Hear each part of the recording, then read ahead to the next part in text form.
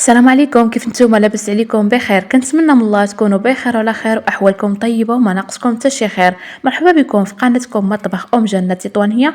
مرحبا بكم معايا فيديو جديد ووصفه جديده. اقتراح ديالي اليوم بليغات بالزنجلان، معسله سهله مهله، تقدروا تعوضوا بها الشباكيه والتماره ديالها. كتوجد بسرعه وكتعطي كميه كبيره ما شاء الله، كتجي مقرمشه وبنينه كتذوب في الفم. تبعوا معايا الفيديو حتى الاخير باش تعرفوا على الطريقه والمقادير. وقبل ما نبدا وصفه اليوم، كنبغي دائما نرحب بالناس الجداد اللي كينضموا للقناه. كنقول لكم مرحبا بكم والف مرحبا، نورتوا القناه. وكنبغي ايضا نشكر الناس اللي معايا منذ بدايه القناه. اذا كنتوا اول مره غادي تشاهدوا القناه، ما تنساوش تفعلوا زر الجرس باش توصلوا بكل جديد. الى عجبتكم الوصفه او نالت الاستحسان ديالكم، ما تبخلوش عليا باللايك وبتعليقاتكم الزوينه. نبداو الفيديو ديالنا او الوصفه ديالنا اليوم. بسم الله على بركه الله. اللهم صل على سيدنا محمد وعلى آله وصحبه أجمعين. أول حاجة غادي نتعرفوا على المقادير ونبداو في طريقة التحضير. بالنسبة للمقادير اللي كنحتاجوا في هذه المعسلة، كنحتاجوا 4 ديال كؤوس الدقيق الخاص بالحلويات، النوعية ديالو تكون جيدة. 4 ديال الكؤوس القياس ديال كاس العنبة يكونوا مملوئين. بالنسبة للقياس بالغرام 400 غرام بالضبط. كنحتاجوا معلقة صغيرة ديال خميرة الحلويات، القياس بالغرام 5 غرام. وكنحتاجوا أيضا 2 الكؤوس ديال الزنجلة اللي كيكون منقي مغسول وما كنحمروش. بالنسبه للقياس بالغرام 300 غرام بالضبط. هذا هو القياس اللي استعمل ديال الزنجلان. عندي هنا قبيصه ديال الملح، عندي هنا واحد الفاني بنكهه زهره البرتقال، وعندي كاس مزيج ما بين الماء والماء الزهر، يعني نصف كاس ديال الماء الزهر ونصف كاس ديال الماء عادي ديال الروبيني.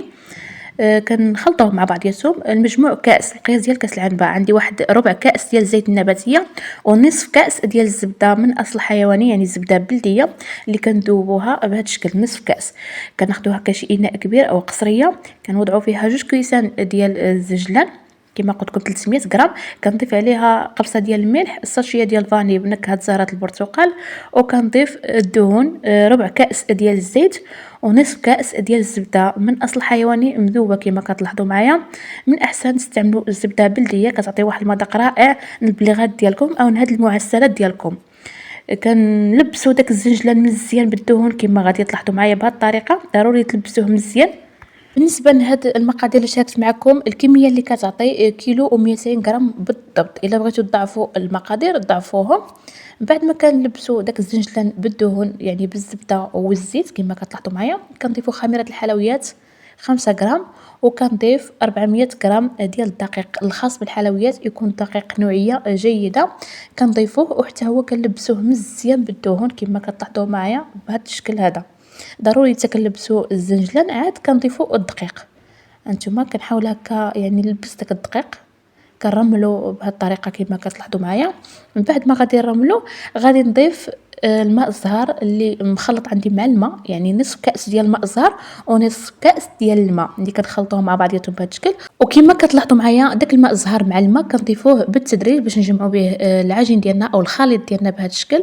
ضروري كنضيفوه بالتدريج وغادي نشوفوا العجين ديالنا شحال غادي يدخل لنا ديال السوائل. هانتوما كما كتلاحظوا معايا.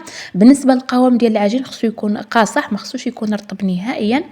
كنضيف الماء الزهر والماء بالتدريج، لانه النوعيه ديال الدقيق كتختلف دائما. كل مره شحال كتدخل لي هذا الخليط، من بعض المرات كاس، من بعض المرات كاس قل ربع، كل مره وشحال كيدخل لي. هانتوما كما كتلاحظوا معايا هنا دخل لي كاس قل ربع ديال السوائل. هانتوما بالنسبه للقوام ديال الخليط او العجين خصو يكون قاصح باش المعسله ديالكم ما كتعذبكم في التشكال ديالها وما كتجيكمش قاصحه.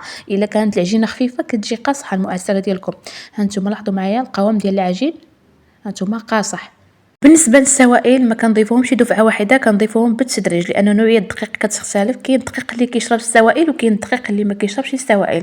كما كتلاحظوا معايا انا الخليط ديالي دخلت فيه كاس قل ربع ديال الماء الزهر اللي عندي مخلط مع الماء. هانتوما لاحظوا معايا هنا بقى لي ربع كاس ديال الماء الزهر والماء. بالنسبه لداك العجين غادي نقسموه على 3 ديال القسمات. تقدروا تقسموه غير على نصفين، يعني غير على 2. هانتوما لاحظوا معايا القوام كيفاش كيكون ديال العجين. غادي نحاول هكا نساوي القطع ديالي. غادي نشكل العجين ديال الكويرات وغادي نوضعوه في البلاستيك الغذائي. غادي ندخلوه للثلاجه على الاقل واحد نصف ساعه او ساعه الا كان عندكم الوقت، باش العجين ديالكم كيرتاح ملي كتبغيو تشكلوا وكيبرد. ملي كتبغيو تشكلوه ما كيعذبكمش.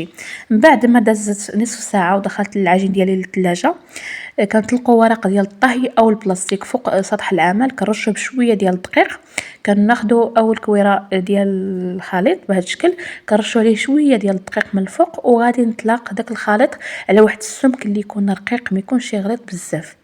بالنسبه للناس اللي كيبغيو هاد المعسلات تجيهم غليظه فيقدروا يطلقوا على سمك اللي كيكون غليظ. غادي نشارك معكم جوج انواع ديال المعسلات بنفس الخليط وبنفس المذاق، فقط الشكالات هما اللي مختلفين. كما غادي تلاحظوا معايا كناخذوا هذا الورق المقوى هو اللي عندي، اللي غادي ناخذ به القياس. بالنسبه الا كانت عندكم المسطره من الاحسن، غادي ناخذوا الجراره ديال الشباكيه، غادي نوضعوا داك الورق المقوى وغادي نثبتوه بالاصابع ديالنا بهذا الشكل، وغادي نقطعوه بالجراره ديال الشباكيه. ديك الجوانب غادي نحيدوهم وغادي نوضعوهم حتى نرجعوا نستعملوهم من بعد. ديك الجوانب كنجمعوهم مع بعضياتهم وكنوضعوهم في بلاستيك الغذائي وكنخليهم يرتاحوا واحد نصف ساعه وكنرجعوا حتى هما نخدموهم. هانتوما غادي ناخذ ايضا داك الورق المقوى وغادي نوضعوه فوق العجين وغادي ناخذ به القياس. الطريقه كما كتلاحظوا معايا سهله، هانتوما بالجراره ديال الشباكيه باش كتخلي لكم هكاك داك الشكل زوين، داك السنينات زوينين في المعسله ديالكم او في البليغات ديالكم. بالنسبه لكم الا بغيتو تستعملوا غير شكل واحد، يعني البليغات او داك الشكل ديال الوريضه اللي غادي تشوفوه معايا غادي نشاركو معكم، انتما غادي نستمر بهذه الطريقه حتى نسالي داك العجين ديالي كامل بهذه الطريقه. من بعد ما غادي تساليه كما غادي تشوفوا معايا غادي نعاود نقطع بالشكل عمودي. هانتوما بالنسبه لديك الجوانب كما قلت لكم كنجمعوهم كنوضعوهم في بلاستيك، ومن بعد ما كنساليو كيكونوا ارتاحوا او كنخليهم يرتاحوا نصف ساعه من بعد ما كنساليو. هانتوما لاحظوا معايا غادي نعاود نقطع بشكل عمودي، كنتحصل على ديك المربعات بالشكل ديالهم متساوي، يعني ماشي مربع كبير مربع صغير. من الاحسن تكون عندكم هكا مسطره او هذا الورق المقوى مقطع بهذا الشكل متساوي باش كتاخذوا القياس يكون متساوي، ما كتجيكمش بليغات ديالكم شي كبير شي صغير. هانتوما لاحظوا معايا غادي نبدا نشكلوا بليغات ديالنا. كناخذوا اول مربع بهذا الشكل كنوضعوه في اليد ديالنا بهذه الطريقه هذه، وكنوضعوا الاصبع في الوسط ديال المربع وكنسدوا الجوانب. بالنسبه للجوانب ضروري تسدوهم مزيان، يعني تضغطوا عليهم حتى تولي عندكم العجين ديالكم منسجم مع بعضياته، باش ملي تبغيو تقليوهم ما يتحلوش لكم في الزيت.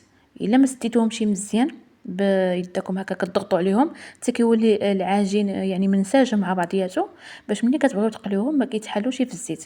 الا ما سديتوهمش غادي يتحلوا لكم في الزيت. هانتوما لاحظوا معايا كنقاد الشكل بهذه الطريقه. هانتوما هذا هو الشكل ديال البليغه، طريقه سهله ما فيها حتى شي تعقيدات. بالنسبه للناس هكا اللي ما كتبغيش تحضر الشباكيه وكتجيها فيها تماره يعني وما كتستقلاش، هاد المعسلات تقدروا تعوضوا بها الشباكيه، كتحضر بسرعه. وبالنسبه ل 400 غرام ديال الدقيق كتعطي واحد الكميه اللي هي كبيره ما شاء الله. هانتوما لاحظوا معايا كناخذوا المربع وكنوضعوا الاصبع ديالنا في الوسط ديال المربع وكنسدوا الجوانب من فوق الاصبع ديالنا. هانتوما كنضغطوا مزيان، ضروري العجين ديالكم يتلصق مع بعضياته باش ما يتحلوش لكم في القلي. لاحظوا معايا الشكل كيفاش كيجي صراحه رائع بزاف، الشكل ديالها كيجي رائع والمذاق كيجي اروع. بالخصوص الا تبعتوا المراحل والنصائح اللي عطيتكم غادي تصدق لكم هذه المعسله وغادي تجيكم مقرمشه والمذاق ديالها بنين بزاف، غادي تعوضوا بها الشباكيه والتماره ديالها كما قلت لكم.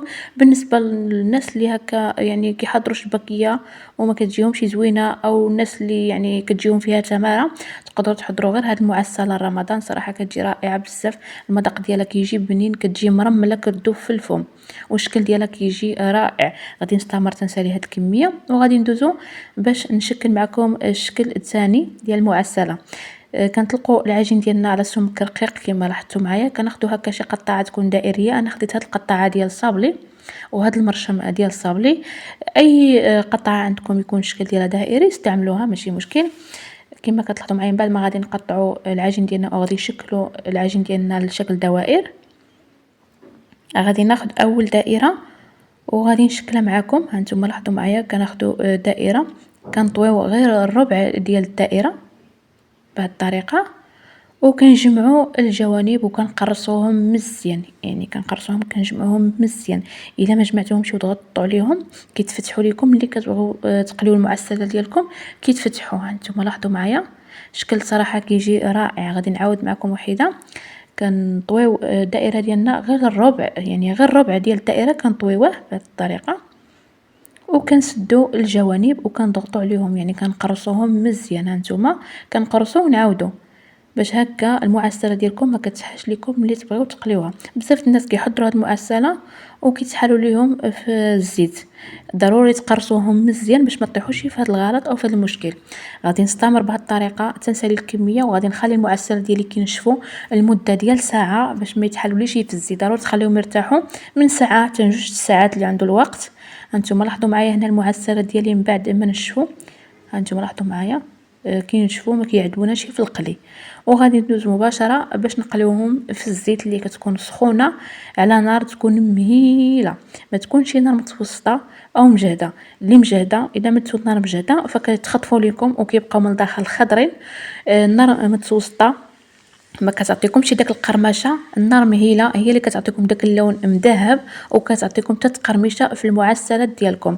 بالنسبه للزيت كنوضعوها في شي اناء اللي يكون غارق بهذا الشكل، كنوضعوا واحد المعسله او واحد الحبه ديال البليغه بهذا الشكل. من بعد ما كنشوفوها طلعت الفوق، يعني فوق الزيت، كنعرفوا الزيت ديالنا سخن وكنبداو نضيفوا البليغه ديالنا في الزيت بهذه الطريقه. ملي كنشوفوهم طلعوا الفوق، يعني طلعوا فوق الزيت، كنقلبوهم بهذه الطريقه كياخذوا لينا اللون موحد، يعني ماشي كتجينا بليغه واحد جهه محمراء وواحد جهه لا. كنبقاو نقلبوا فيهم بهذه الطريقه كما كتلاحظوا معايا. ما تستهينوش نهائيا بالطريقه ديال الطياب اللي عطيتكم. ما تقولوش يعني معسلات صافي غنوضعوهم في الزيت غادي يتقلاو ونعسلوهم صافي. بالنسبه الا قليتوا المعسله ديالكم انا اللي تكون مهيله فكيتقرمشوا لكم. واهم حاجه في هذه المعسلات او في هذه البليغات هي ديك القرمشه اللي كتكون فيهم واحد القرمشه، وديك الزبده كتجيب لكم يعني البليغه ديالكم كيكونوا مرملين، كيكونوا رائعين لا في الشكل ديالهم ولا في المذاق. انتم لاحظوا معايا هنا غادي نبقى كنقلب داك البليغات ديالي حتى كياخذوا لي داك اللون موحد، ما يتحمروش بزاف غير يذهبوا صافي. كنطفيهم في العسل. بالنسبه للعسل يكون بارد وكنوضعوهم غير بشويه ونخويو عليهم العسل من الفوق. هانتوما كما كتلاحظوا معايا ما كنتوقفش نهائيا من القليب ديال البليغات ديالي، كنبقى نقلبهم باش هكا كياخذوا لي داك اللون موحد وكيجي الشكل ديالهم رائع. صافي هنا بعد ما خداو لي اللون موحد كما لاحظتوا معايا غادي نحيدوهم من الزيت وغادي نطفيوهم مباشره في العسل اللي تكون بارده. وغادي نبقى نخوي عليهم هكا العسل بالمعلقه، يعني غير بشويه باش ما كيتهرسوليش المعسلات ديالي في العسل. هانتوما العسل كما لاحظتوا معايا بارده. بالنسبه للعسل انا العسل كنحضرو في المنزل. سبق لي شاركت معكم الوصفه ديال العسل ناجح 100% فقط بثلاثه ديال المكونات. كترجعوا الفيديوهات ديالي السابقين وكتلقاو جميع الوصفات اللي غادي تحتاجوهم في هذا الشهر الكريم. هانتوما لاحظوا معايا كنهز العسل وكنوضعها من فوق البليغات. هنا عملت القاليه الثانيه، لاحظوا معايا هانتوما كنبقاو نقلبوا في البليغات ديالنا. بالنسبه لديك الزجلان اللي كيطيح لكم في الزيت كتخليو حتى كتساليو البليغات ديالكم وكتخليو الزيت يبرد وكتصفيوه، كترجعوا تستعملوه في اي حاجه في الطياب.